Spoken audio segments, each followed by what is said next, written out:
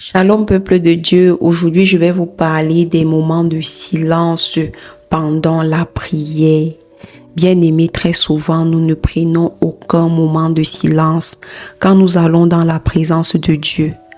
Nous prions et après, quand on a fini de poser nos doléances, on a fini avec nos sujets de prière, on dit Amen et on s'attend à demain que Seigneur garde-nous et change la situation dès le réveil. En fait, Dieu c'est un Dieu qui nous répond. Il dit toquez et on vous ouvrira. Ça veut dire que en fait, demandez et on vous donnera.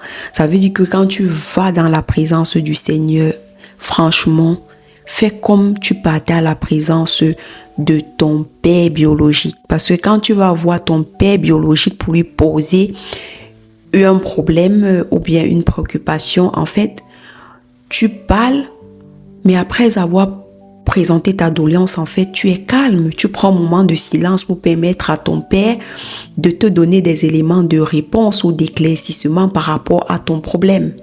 Donc, avec Dieu, beaucoup d'entre nous quittons la présence de Dieu sans avoir reçu la réponse de Dieu parce qu'on ne prend pas le silence. Il n'y a pas de moment de silence pendant nos doléances avec l'Éternel. J'espère que cette parole vous a béni.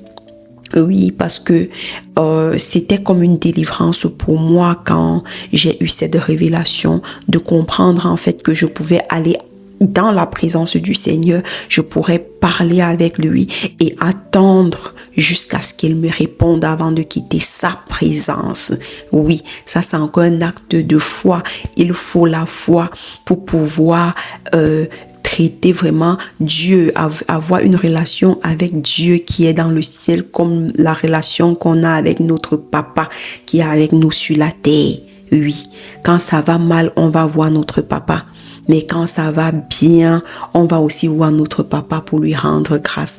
Quelles que soient les circonstances, oui, du rapprochement, de la prière et tout, faudra qu'on mette toujours des moments de silence parce que c'est dans le silence, en fait, que l'Éternel nous parle, il nous révèle des mystères. Oui, le silence, en fait, un homme spirituel doit observer des silences intérieurs. Soyez bénis.